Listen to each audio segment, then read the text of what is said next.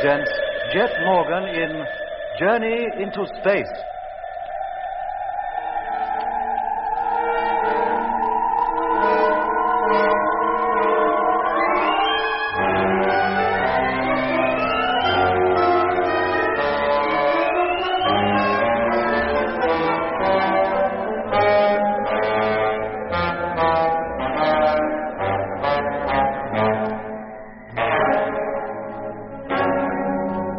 Jet, Lemmy, and I had headed across the southwestern half of the Great Argyre Desert in pursuit of the mysterious ship in which we believed the rest of the crew of Number 2 and Mitch, our chief engineer, were held prisoner. Then we came across what appeared to be a derelict sheep farm in the heart of the desert. But the animals in its pens were not sheep. In fact, they were unlike any animals we had ever seen on Earth. We then saw a man disappear into the derelict house. A man who had a beetle-like creature as his companion instead of a dog. We decided to investigate the house. Much to our surprise, we found Mitch sleeping in one of the rooms. A changed Mitch who no longer needed a helmet to breathe and who thought he was back on Earth, in Australia. When we tried to persuade him to return to the trucks with us, he attacked Jet and made a hole in his helmet. Lemmy, that curtain. Bring it over here, quick. Yes, Doc. What are you going to do? Stuff that hole with it, Jet. It'll stop the leak enough for you to get back to the truck anyway. Here you are, Doc. Right. Okay, Jet. Bend your head forward. Uh-huh. That's it. Now. What is it, Doc? This fabric, it breaks up into little pieces like it was rotten. You mean you can't use it? Lemmy, on the bed, the sheepskins, whatever they are, bring some of those. Yes, Doc. Hang on, Jet. One of those should do the trick temporarily anyway. Do you feel all right? Yeah, for the moment. But I must be losing oodles of gas. Here you are. Thanks. That's more like it. There.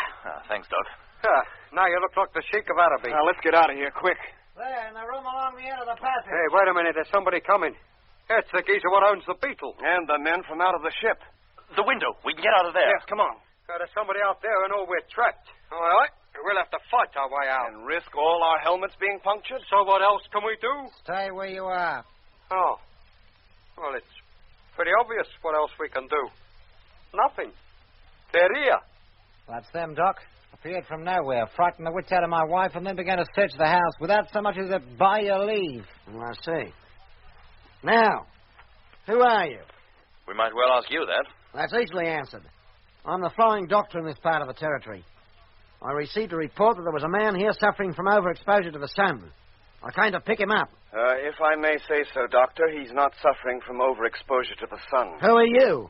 My name's Matthews. Dr. Matthews. A doctor of medicine? Yes. And of space medicine in particular. Oh, what? Space. Astronautics. Well, that's a branch of medicine I never heard of. What are you doing here? Where did you come from? We came looking for our chief engineer, Stephen Mitchell. The man you say has had an overdose of the sun, but, well, he was fit enough when he left us. Have you ever seen these men before? Not that I remember. Mitch, what do you remember? How did you get here? That's a funny thing. I don't remember that either. Everything that happened before today seems vague and uncertain. In your condition, what else do you expect? The sooner I get you into bed and under proper medical care, the better. Sorry to disagree with you again, Doctor, but that's not the reason. Yesterday, he was one of us, and like us, he couldn't even walk around on this planet without a spacesuit. Now look at him. A spacesuit? Is that what those get-ups you have on are supposed to be? And where are you supposed to be from? From Earth? Earth, eh? What are you laughing at? Had you said Mars or Venus or some other planet, I wouldn't have had any reason to laugh. Well, this happens to be the Earth. And as for you being creatures from another planet, you don't look any different from the rest of us. Now, if this is a joke, it's gone far enough. Who are you and what are you doing here? Frightening the life out of peaceful folk. Earth, is it? And I suppose the next thing you'll be saying is that those weird creatures outside are sheep. And that beetle sitting there is a dog. And to you, too. If they're not sheep, and that's not a dog, and I've been living under an illusion for years. Now, listen to me carefully. I'm going to shut you in this room while I think about what I'm going to do with you. I shall post one of my attendants outside the door and another outside the window. I shall give them orders to yell if you make any move to escape. And if you do, I shall not restrain Mr. John Bodie here from using his rifle. Is that clear? Look, you can't keep us here. Captain Morgan's helmet is punctured. His oxygen is escaping. Then tell him to take that goldfish bowl off his head and behave like a normal human being. He can't, I tell you. The oxygen in the atmosphere is far too low for us to breathe. Is it? Well, maybe that's an illusion you're living under. Now, come on, John. And you, sir. We'll leave them here to think things over for a bit.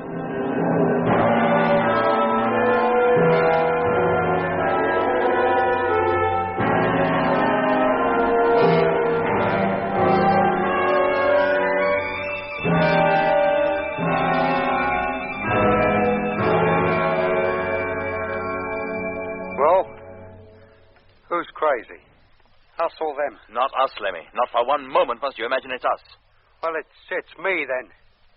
He said we're on Earth, and he and that sheep farmer and Mitch act exactly as though they was. I can't even be sure that even you and Doc are what you seem anymore. Take it easy, Lemmy. We're all in this together. What is the explanation of it, Doc? What does it all mean? Well, let's begin by assuming that we are mentally stable anyway. All right, let's assume that.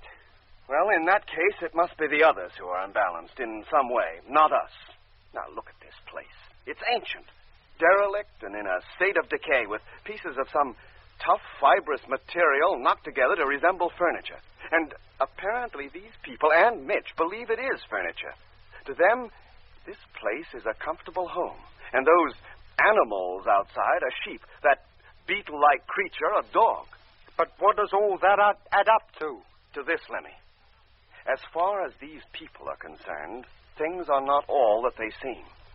They think they live normal earthly lives surrounded by normal earthly animals on a cattle station in the Australian bush. But, Doc, where did they come from in the first place? We can only conclude they came from Earth, Lemmy, as Whitaker did. That having been brought here and made to think they are still back on Earth, they carry on exactly the life that they were leading before they left Earth. And when did they leave it? Goodness knows. Probably years ago. Before you and I were born, as Whitaker did. Yes, Doc, but who brought them up here? And what for?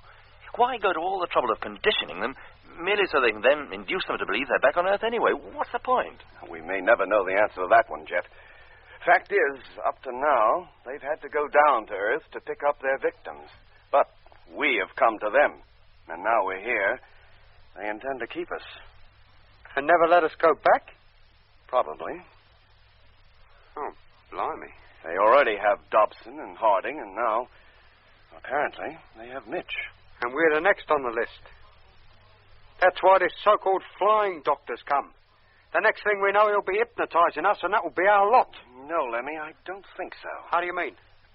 No, he's just as bewildered about us as that farmer is. I honestly think he believes himself to be down on Earth, and that, to him, we are the peculiar ones. Well, he's going to have a hard job figuring out how we got here. Mitch, too, for that matter. Well, you'll probably conclude that Mitch is a dingo hunter or a gold seeker who lost his memory, but what do you make of us? I don't know. It's my guess he'll report it to somebody. Well, who? Well, I'd give a lot to know, Jet. He'll probably be under the impression that he's reporting our case to the police or some other authority. But it'll be only an impression, you mean? In actual fact, he'll be reporting to the people who conditioned Mitch, and are probably going to try to condition us. That's right. And then? Well, that remains to be seen. They might come and get us. Well, they might, Lemmy. But I'm hoping by the time they get around to it, we'll have figured out some way to get away from here and back to those trucks. You got to hope. We must get you back, Jet. I don't know how much oxygen is escaping from your suit, but it must be considerable. Unless we get back to the truck soon, your chances of survival are going to be very slim.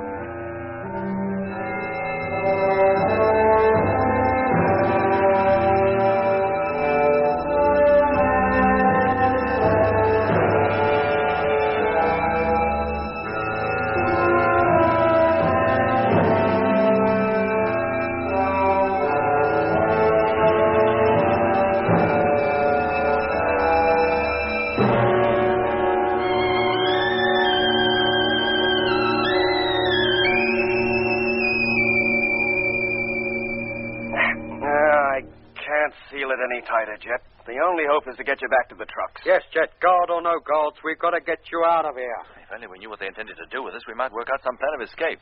Well, why wait? Let's get to work now. Hey, Lemmy, where are you going? Only to the door. Oh, he's still there. He was so quiet, I thought maybe he might have got fed up and scarpered. Hey, you! Hey! I'm talking to you. Orders are that you stay in that room.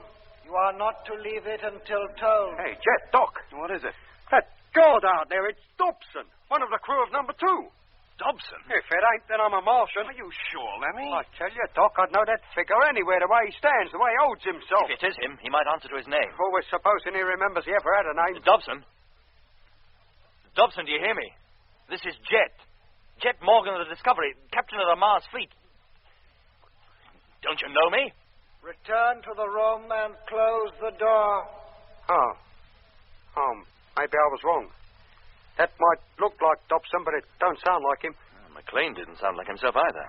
In fact, he sounded very much as Dobson does now. Yeah. That same dull, expressionless voice, just like Whittaker had. Orders are that you do not leave that room.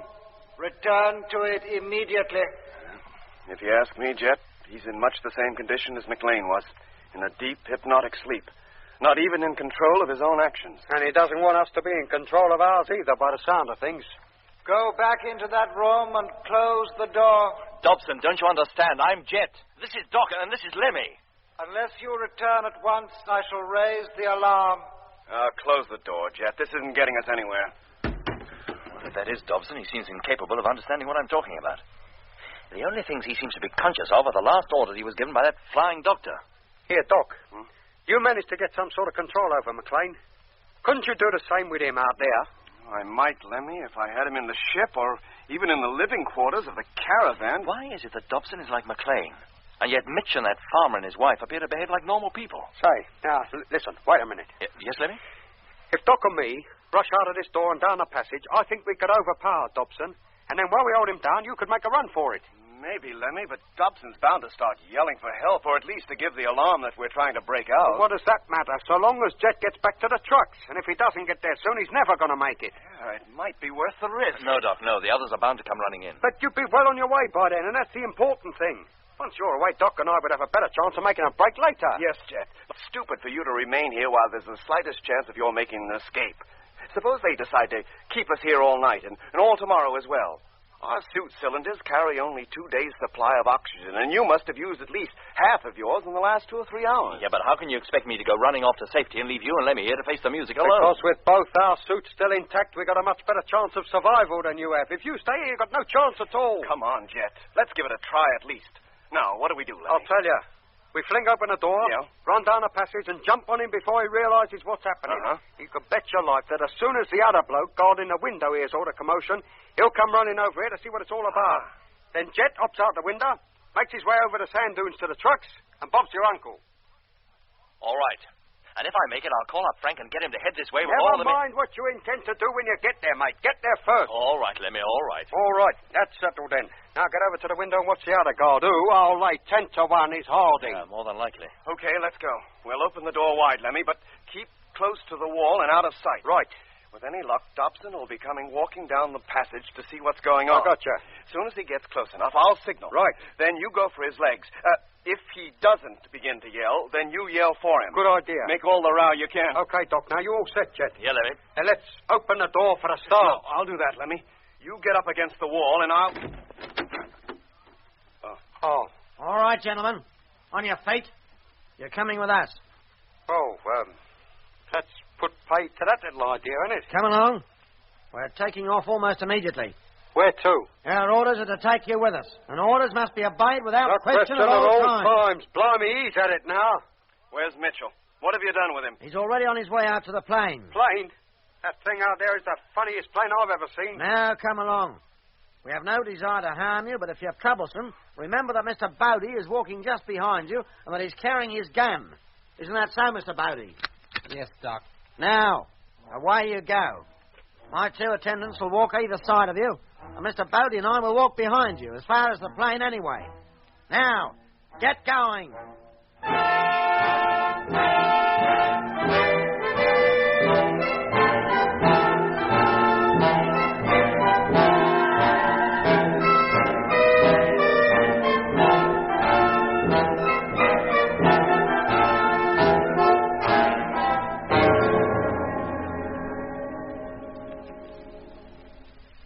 Now, head towards the plane and climb aboard. A plane, he calls it. All my life I should meet such people. Get going. Don't talk so much. Lemmy, Jet, Yeah?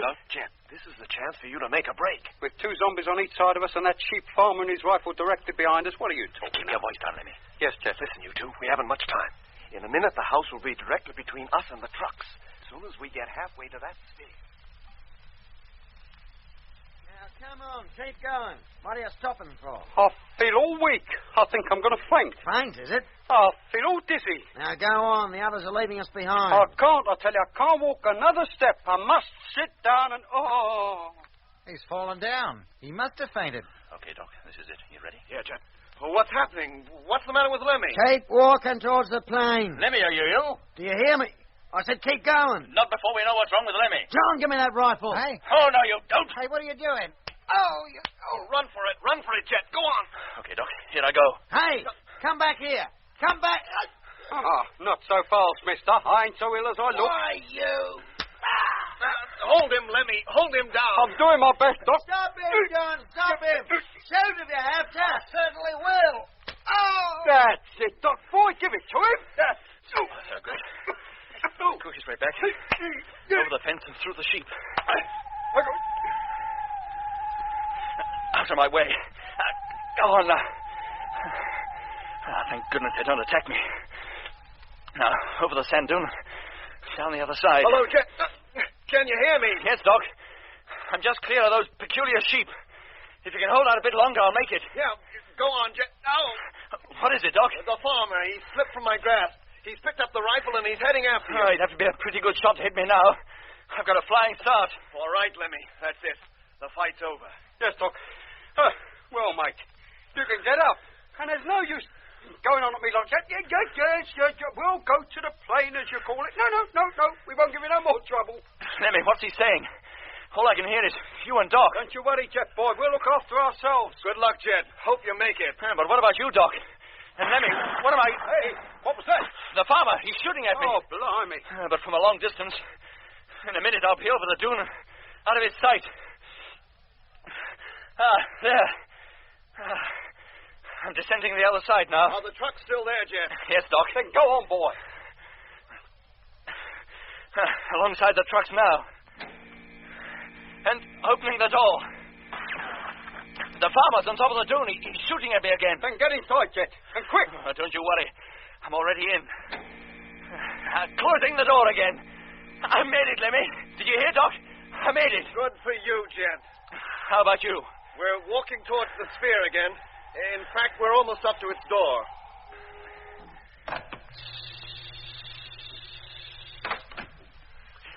Well, I'm in the driving cabin now. Removing my helmet. There. How far are you from the ship now? Almost up to it, Jet. Try and stall them. I'm going to drive over there. Then you'd better hurry up, mate. They're just pushing us through the doors now. I'm just mounting the dune. I'll be up on the ridge in just a few seconds. Lemmy, did you hear me? Lemmy, answer me. I'm at the top now, and I can see the ship. Good grief. It's taking off.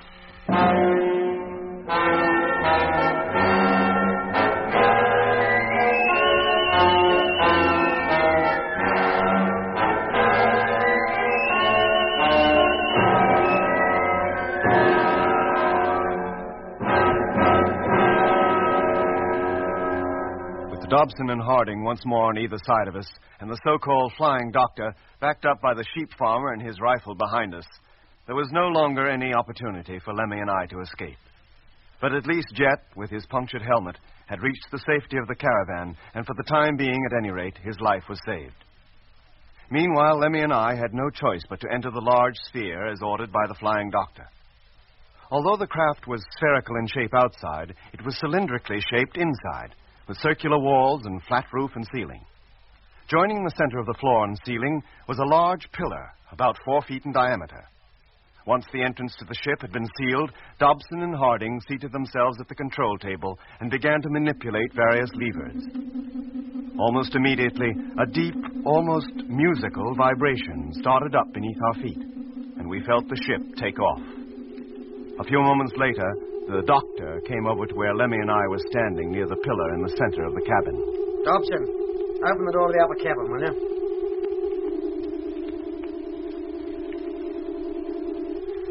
Now, Dr. Matthews, if you'll kindly climb up the ladder, I think you'll find the upper cabin much more to your liking. And you, Mr. Barnett. What, me? Go up there? That's what I said, didn't I? But what about Mitch? He's one of us. Where's he going? He's stopping down here with me. Oh, he is he? Well, I expect you'll have something to say about that. About what? Mitch, this bloke is trying to separate us, to get Doc and me to go to another part of the ship while he keeps you down here. What's wrong with that? You think I want to travel in the upper cabin alone with a couple of crazy loons like you? Mitch, boy, I'm Lemmy. This is Doc. Your old crewmates of the Discovery. Of Luna. I never clapped eyes on either of you before. You never... Now, listen, Mitch. Doc, Jet, and me risked our lives trying to find you. I tell you, I don't know what you're talking about. Doc, you talk to him. Oh, there's no point, Lemmy. You better go up, as the doctor here says. Very well, if you say so. When you get up, you can take your helmets off. There's enough oxygen up there for unconditioned personnel like yourselves to breathe. Unconditioned? And hurry up. I have to close this door before I can open the other. That's it. Thank you.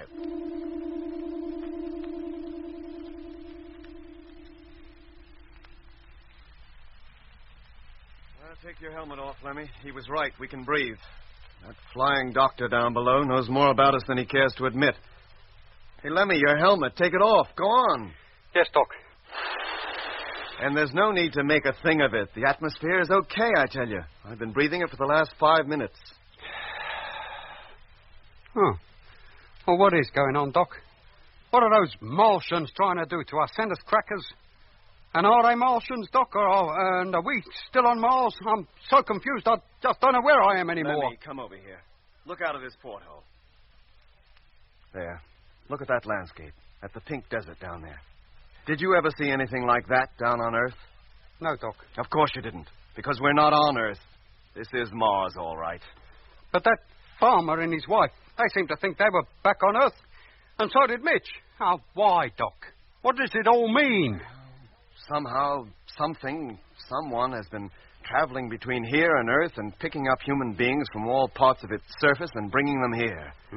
And on the way back, they've been conditioned so that it's not only possible for them to live in the Martian atmosphere, but for them to believe they're still living normal lives back on Earth. I see what you mean. There are even animals here for them to raise. Oh, they're not sheep, but they think they are. They even think another type of Martian animal is a dog. Then what about that flying doctor down below? What is he? He seems to know what's going on all right. Why else would he put us in this special oxygenized chamber? Hey, and why does this ship carry a special oxygenized chamber suitable for Earthmen like ourselves to live in? Well, that's a point. Yeah. Do you think this is one of the Martian ships that goes to Earth to pick up victims? Oh, I doubt it, Lemmy. It hardly seems big enough for that. Well, unless it were carried in a bigger ship, which waited above the Earth while this one and others like it made the descent down to the surface. Hey, Doc, look down there. What? We seem to have left the desert behind. We're flying over greeny brown country now. Yes. Well, we've been traveling in a northwesterly direction. So this must be the Mare Erythraeum. The what? The dark region south of the Argea Desert. Hey, look, there are buildings down there. What? Yes, Doc. Like a couple of square boxes. Yes, Lemmy, and there's another one over there, and another. And the ground, it's cultivated. Cultivated? Yes. And those box-like buildings must be the homes of the people who look after it. Earthmen, you mean? Brought here from Earth and put to work as farmers. If there are thousands of Earthmen and women up here, as I think they are, then they have to have food. Somebody has to grow food for them, and probably for their masters, too. Yeah. Oh, they seem to have things pretty well organized up here, don't they? Hey, look. There's another canal down there, directly below us. Yes. We seem to be following its course. Where does it lead to? And when they get us there, what do you think they'll do to us? I can't imagine. Well, they'll never make a farmer out of me. I know that. I don't doubt it, Lemmy. Doc, why haven't they conditioned us? Like they have Mitch. Well, they did try to condition you, Lemmy, twice. Yeah. But why not you? Well, maybe because I'm not a good subject.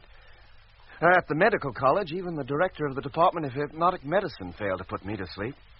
I just didn't react. Go on. Yeah. Hey, what would happen if you were back on Earth and you had to have an operation then? Well, they'd have to use anesthetics. I've heard of people like that, Doc, but I didn't realize you were one. Well, yes, I am. And that's probably why, of all of us, I'm the only one that's not been affected by orange lights or sleep-inducing sounds. Then from now on, I'll stick close to you. And then if I start hearing that weird noise, you can help me. Hey, Doc, listen. Huh? Am I imagining things, or do I hear it now? Yes, Lemmy. You do. And so do I. Oh, blimey, Doc. They're at it again. Now, Lemmy, keep calm. Tell yourself that whatever happens, you will not go to sleep. Yes, Doc. Whatever happens, I will not go to sleep. Whatever happens, I will not go to sleep. Whatever happens, I will not go... Lemmy, walk up and down. Stay on your feet and keep moving. Yeah. Yes, Doc. What are you doing? To keep you awake, Lemmy. Now, don't go to sleep. It's all right for you, Doc. It doesn't seem to affect you. And I'm going to see that it doesn't affect you either. Now, come on, start walking.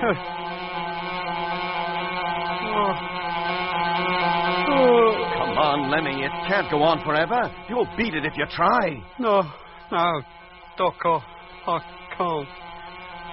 I've got to go to sleep. No, Lemmy, no. Do you hear me? No. Get up. Come on. Oh, Doc, I'll talk. That's more like it. Now, start walking again. But I'll get giddy walking around and round this Come place. on.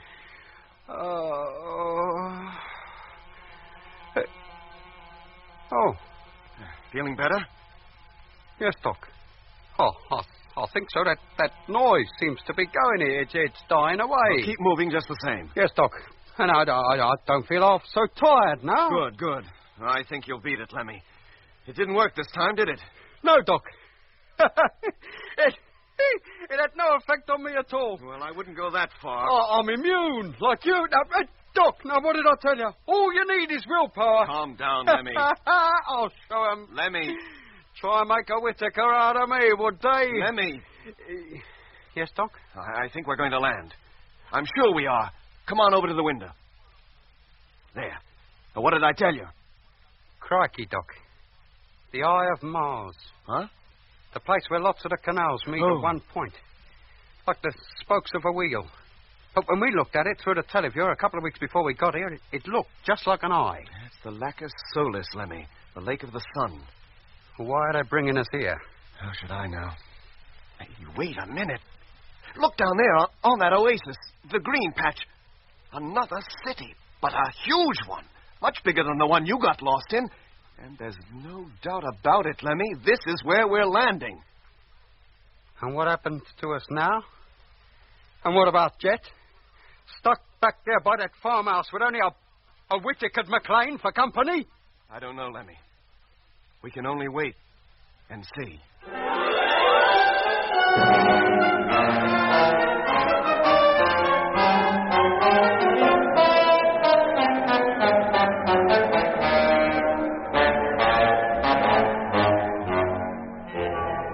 In episode 17 of Journey into Space, you heard Andrew Foles as Jet Morgan, David Kossoff as Lemmy, Guy Kingsley Pointer as Doc, Bruce Beebe as Mitch, and with David Jacobs and John Casabon.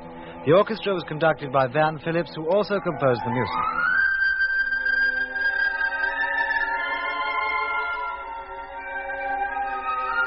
Journey into Space is written by Charles Chilton and produced by him in the London studios of the BBC.